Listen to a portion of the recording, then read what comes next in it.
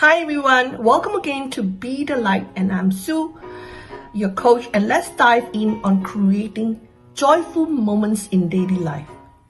A song that I was recently brings to my mind is the song on seasons of love, and we are reminded that in each year we have 525,600 minutes in a year to create joy in our life.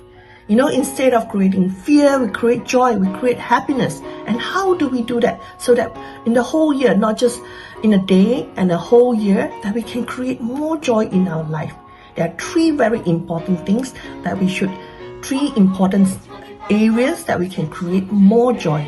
And also, I read that scientists are initiating a research program, and it is called the Big Joy Project.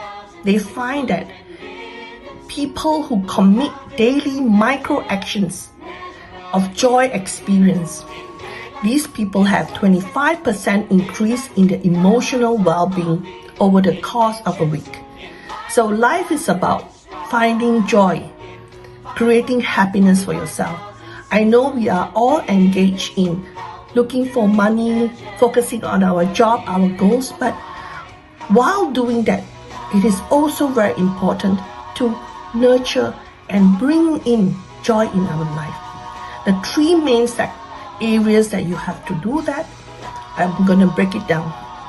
So creating joy is all about lights you up and nurture it. Here are three main ways to bring more happiness in your life. Number one is connect with others. Share time with loved ones, friends, or even strangers through kind gesture. Building a meaningful relationship brings lasting joy. How do we do that? If you haven't called your loved ones for a long time, or just send a text, it's so easy right now through social media and also through all the technology that we have, that call the loved ones, call the people who are meaningful to you, who are important to you, whether it's your parents, your children, or your loved ones, or even the people around you that has your true friendship.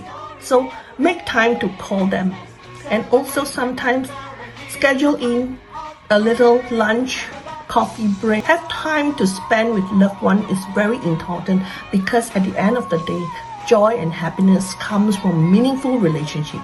Don't forget to do that. Even though we are busy each day, try to check in on your loved ones. So what I do sometimes is that I try to schedule in some time to play sports with my family, and also try to have a meal together.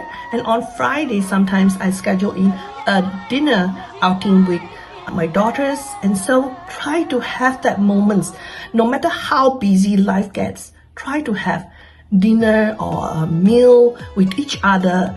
And that is very important, especially if the relationship is important to you. Try to schedule that in. On Fridays, actually, I give my mom a call, and she's always so happy to hear my voice, and then we catch up on each other's activities for that whole week, so that it has that generation gap as well.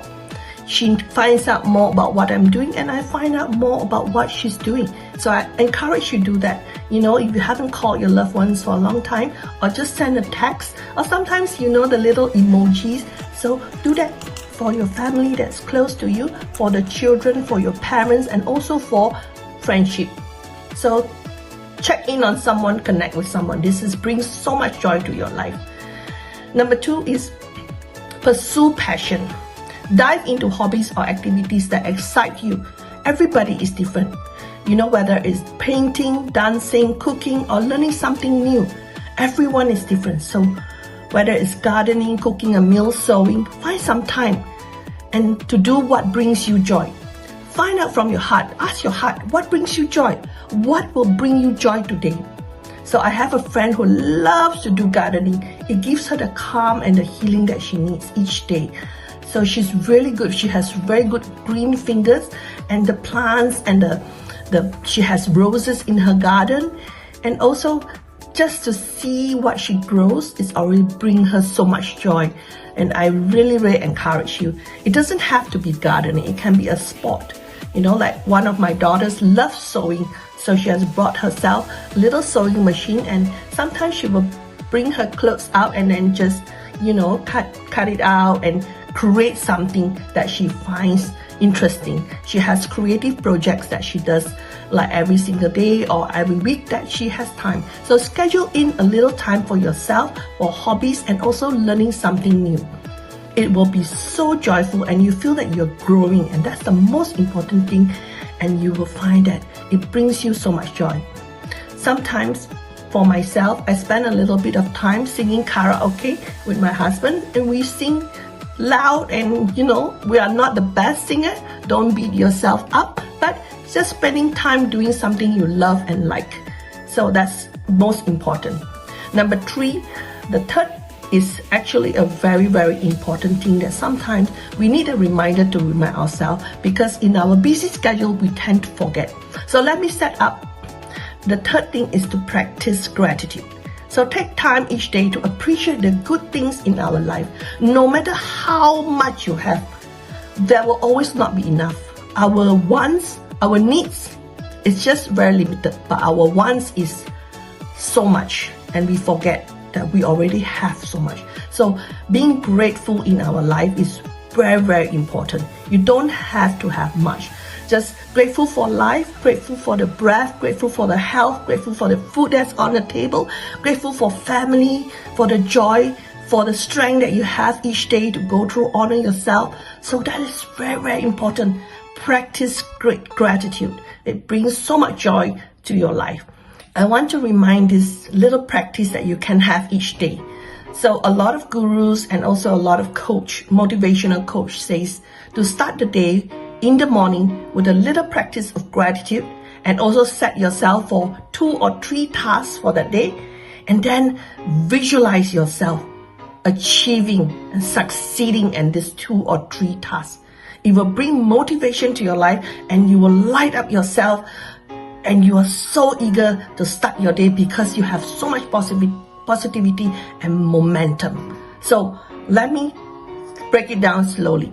When you wake up in the morning, just before you start to scroll your technology, your phone, allow yourself to be in that moment for 5 minutes. The subconscious and the conscious, like before waking up and just about when you wake up. That time is really, really precious.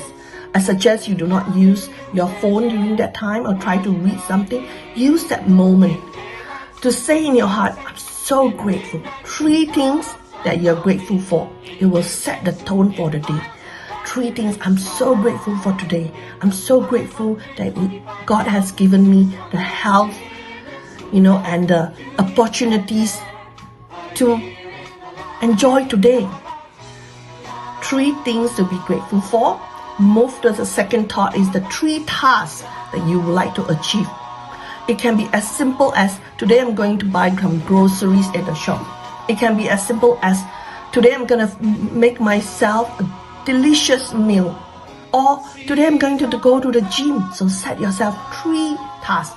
It doesn't have to be hard. It can be easy, and depending on the mood or how you feel for that day. It can be sometimes there's difficult things that you have to achieve. Maybe it's to ace an exam or have a wonderful meeting with a client and a successful one. And the third thing is to visualize yourself. Cancel out the fear and the anger and whatever negativity that you can find, but visualize yourself achieving it, succeeding in it. Visualize yourself shaking the client's hand, or visualize yourself getting that new job. Visualize yourself finishing a project and that you're so happy. So visualize with emotions the end and embody that success. So these 3 steps is very important. Start in the morning of gratitude, 2 or 3 things. Move to the 2 to 3 tasks that you're going to achieve, and visualize yourself succeeding and achieving these tasks. Okay? And with that, you will find your life will shift to another layer. A lot of positivity, more opportunity will present itself because you're happy. Alright, I'm gonna end here, and we will break down more of this micro acts of joy We will do it another time, another video. And thank you for watching. Namaste.